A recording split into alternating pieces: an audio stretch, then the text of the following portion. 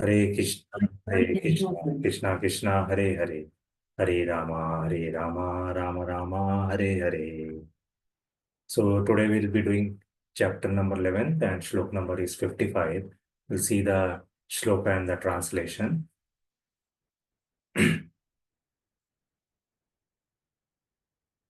Mat karma krit mat param o mat bhakta sangha varjita nirvaira sarva bhuteshu yamam eti pandava. Translation by Srila Prabhupada. Srila Prabhupada ki jai. O my dear Arjuna, he who engage in my pure devotional service, free from contamination of fructive activities and mental speculation, he who works for me, who makes me the supreme goal of life, and who is friendly to every living being, he certainly comes to me. Anybody want to read the shloka and translation?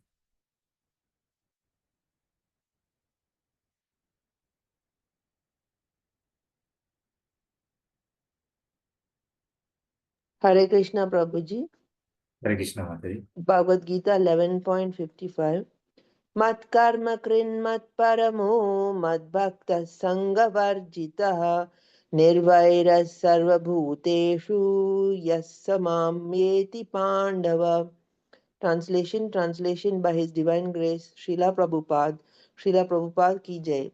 My dear Arjuna, he who engages in my pure devotional service, free from the contaminations of fruitive activities and mental speculation, he who works for me, who makes me the supreme goal of his life, and who is friendly to every living being, he certainly comes to me. Hare Krishna. Thank you, Prabhuji. Thank you, Mataji. Anybody want to read the shloka?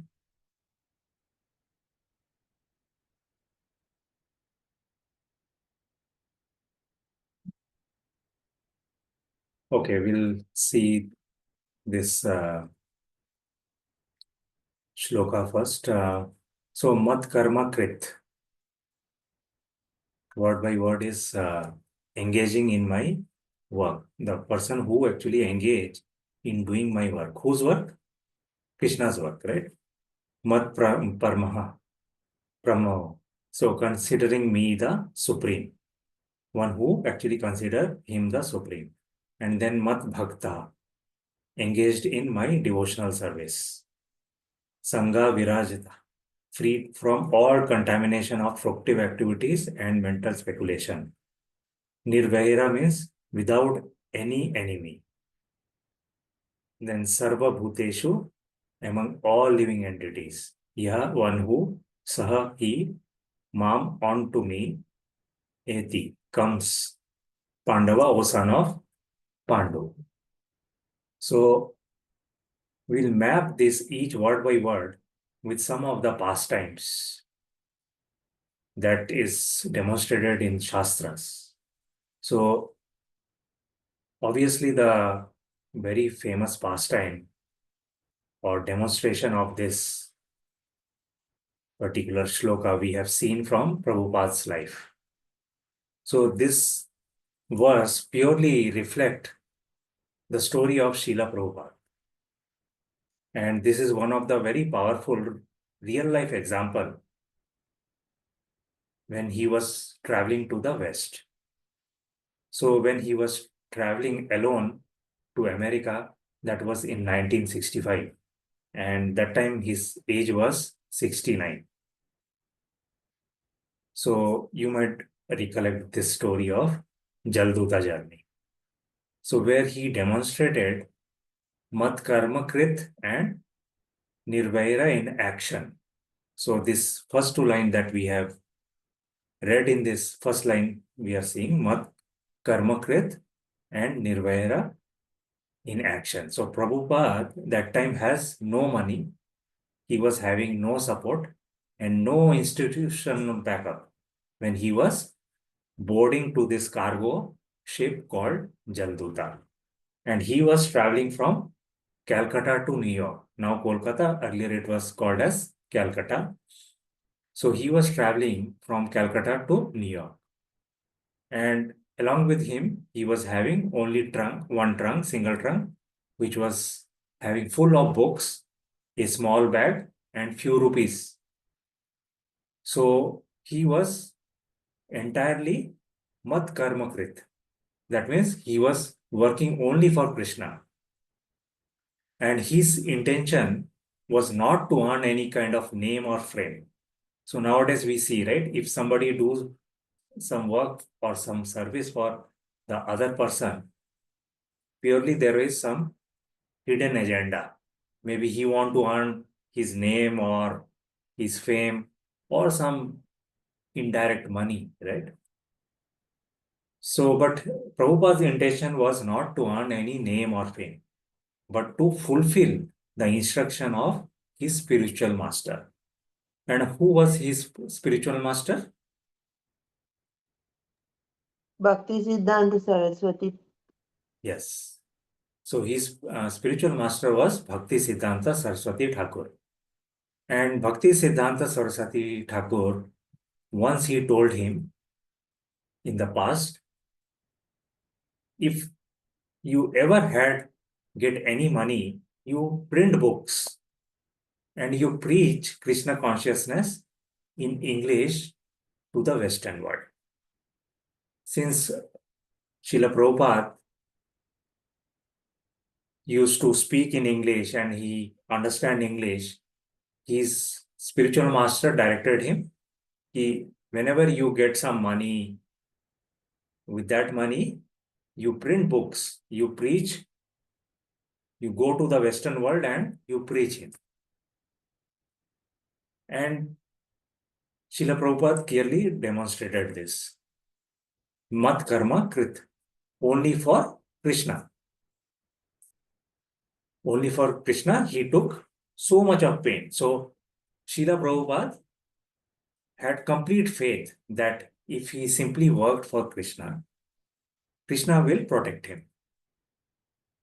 And despite suffering 2 heart attacks during the journey, he never gave up. He was Mat Paramaha. So Krishna was his supreme goal. Prabhupada also wrote in his diary this particular thing, that, "O Lord Krishna, you are so kind upon his useless soul." He's referring towards himself. He's saying, "You are so much kind to this useless soul, but I don't know why you have brought me here." Where? In US. So he's saying, "I don't know why you have brought me here. Now you can do whatever you like and you do whatever you like with me, but I guess you have some business. You have got some business here. Otherwise, why you would bring me to this terrible place?" So this shows how much problem he was facing there when he went to West in US. He's mentioning this. You must have some business here. Otherwise, why you would have bring me to this terrible place? So this clearly shows that he was totally surrendered. He was totally surrendered and made Krishna his supreme goal. He was Sangha Virajata, means completely renounced from materialistic association. So that means he had no friends, no family in America. He was alone but never felt alone because he was with Krishna. So that was his state. And then this line, Nirvaira Sarva Bhuteshu. He had no envy or no hatred towards anyone. So despite being so much insulted, he was mocked and misunderstood basically by others, Americans. He never responded with anger or any pride. Instead, he, compassionately, he shared prasada. He chanted with them, invited them to spiritual life. So what was the outcome basically? What was the outcome? Just as Krishna promises, Yaha sa ma eti Pandava. Such a person surely comes to him. So clearly, Lord Krishna saying, a person who demonstrated all these qualities, surely he will come to Krishna. And indeed, Krishna fully empowered Srila Prabhupada. So this real life demonstration of Srila Prabhupada action clearly shows that he was fully empowered by Lord Krishna. From that lonely voyage, what was the output? International Society of Krishna Consciousness, that is ISKCON. So he, went to worldwide for the spiritual movement with temples in every continent. So how it was actually possible for a person who was, nearly 70 years of age, he was having no relative, friends, no money, no contacts. He went worldwide. He established temples in every continent. So this was a very beautiful example that this particular sloka, how Srila Prabhupada actually demonstrated. And then when we see in the Shastra, there was one more pastimes in Bhagavatam, canto number 9, chapter number, if you go to chapter number 4 and 5, it reflects this particular Bhagavad-gītā sloka number 11.55, where Amrish Maharaj's life clearly demonstrated this particular shloka. Mat karma krita, one who works for me. So this King Amrish Maharaj used all his royal resources and duties entirely in the service of Lord Vishnu. Though he was a king, he was having a complete kingdom, but his service was only towards Krishna, not for any personal enjoyment. So normally what we do is we earn money just to enjoy. But being a emperor, he demonstrated this. He showed that his service is only for Krishna, not for personal enjoyment. And then this mat parmao, consider me supreme. So he saw Lord Vishnu as the ultimate goal of life.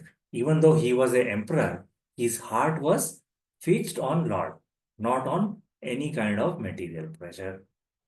And then Mat Bhakta, my devotees. So he was a pure devotee, right? He was a pure devotee who demonstrated, who practiced Navada Bhakti. So what is Navada Bhakti? It is the ninth process of devotional service. Especially the two important process here is the hearing and chanting.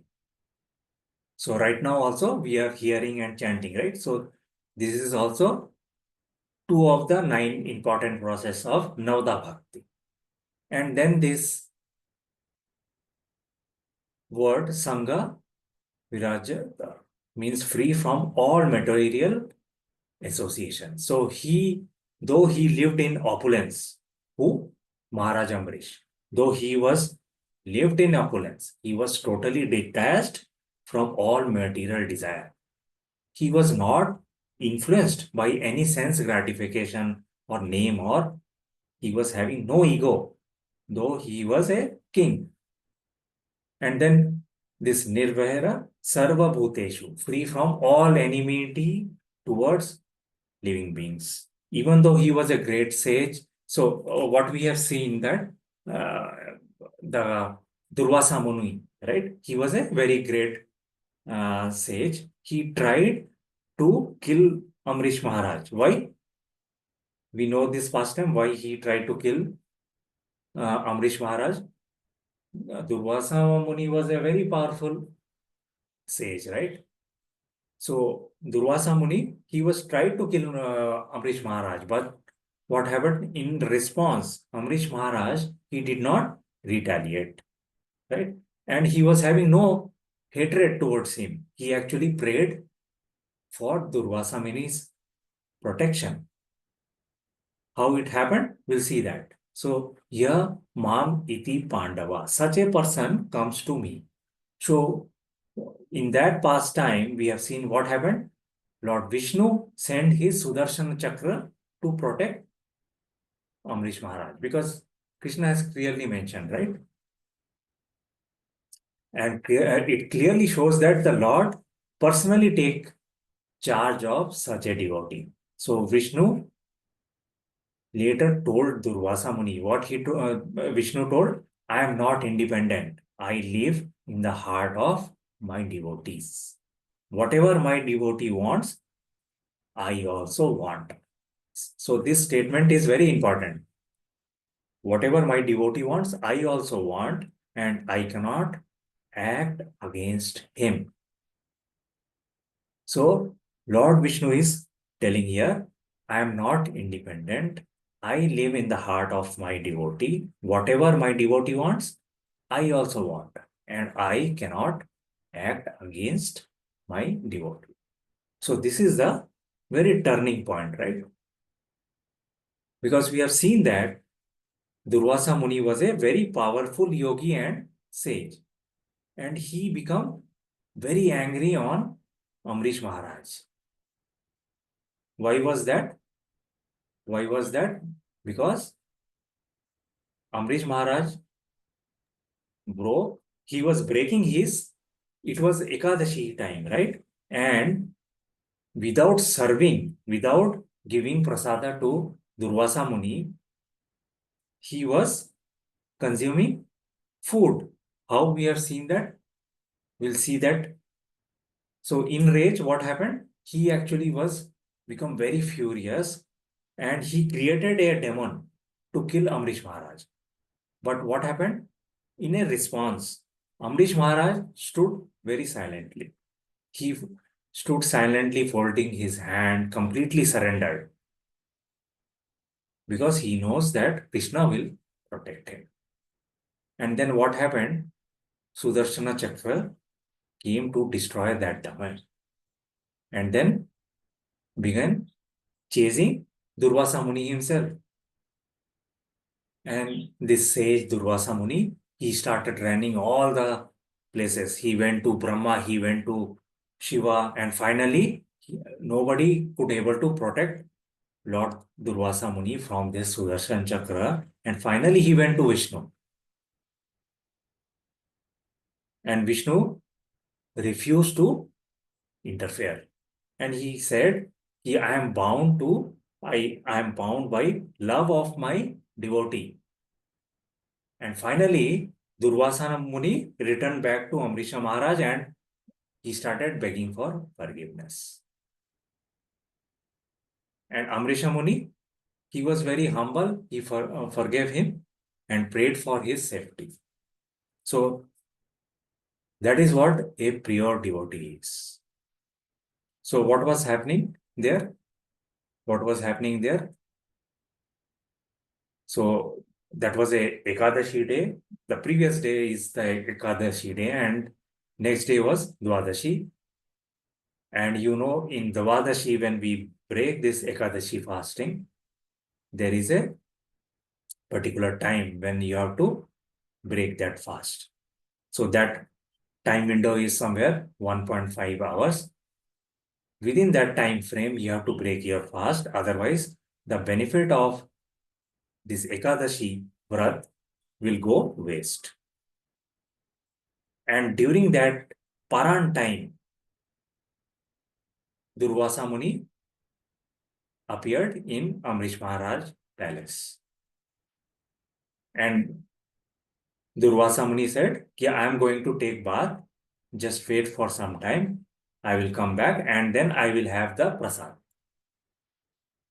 So he went to take his bath, and this Paran time was about to get over.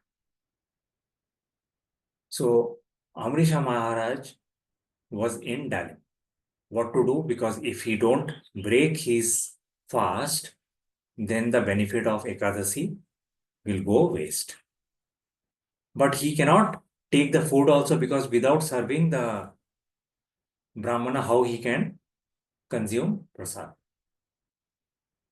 So what he decided, he thought, I will take one drop of water. In that way, even the Paran time will be fulfilled. My Ekadasi birth will be accomplished, as well as I will not, disrespect my sage Durvasa Muni. And he was consuming that drop of water at the time Durvasa Muni appeared.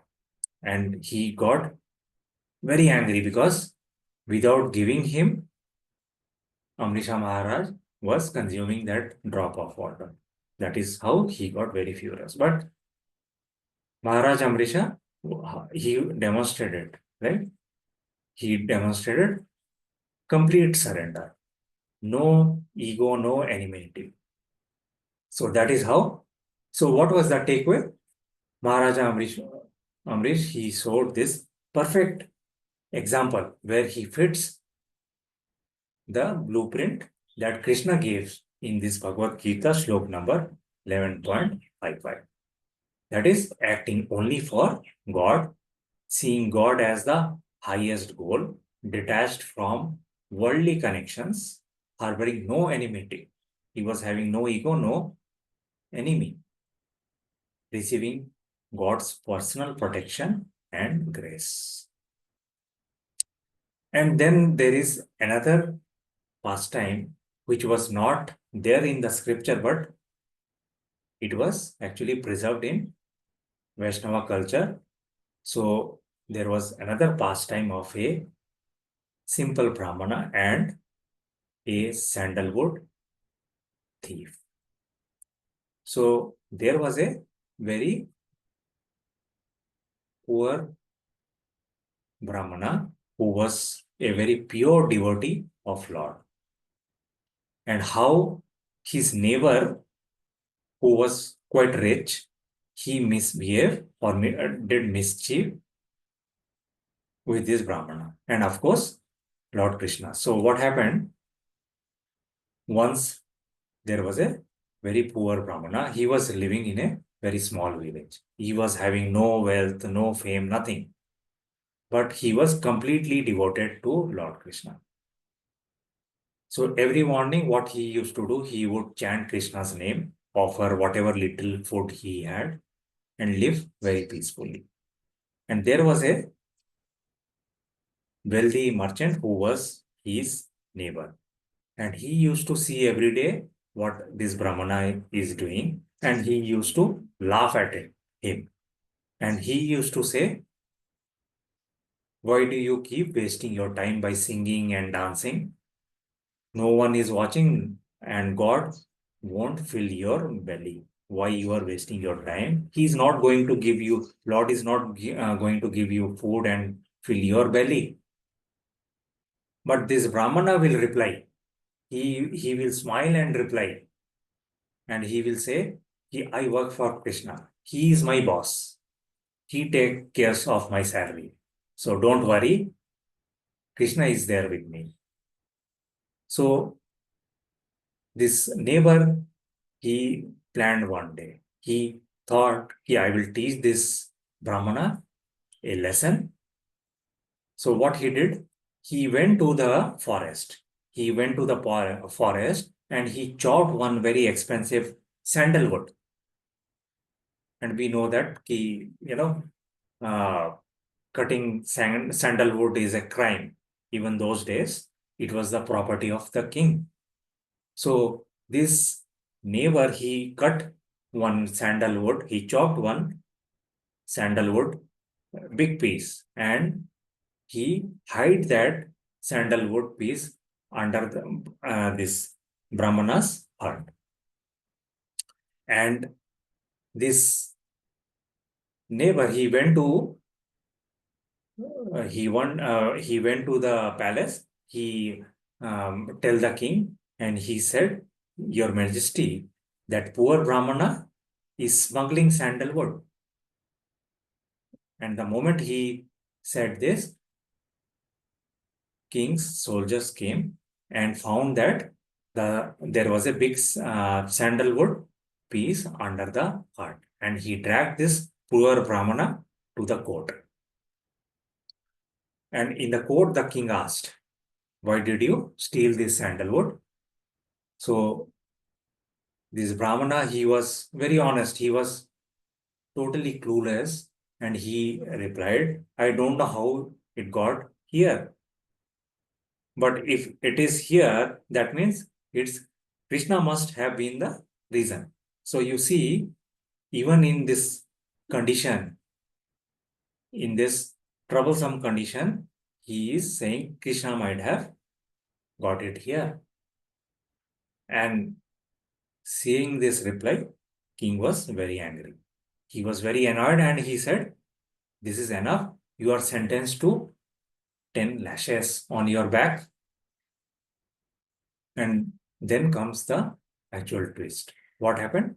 The moment the guard lifted his cloth, this poor Brahmana's cloth, to slash him, there was a thunderous sound came from the sky. And all of a sudden, what happened? The king, the guard, and everybody in the court, they started sneezing violently. They could not able to control. They were sneezing and sneezing.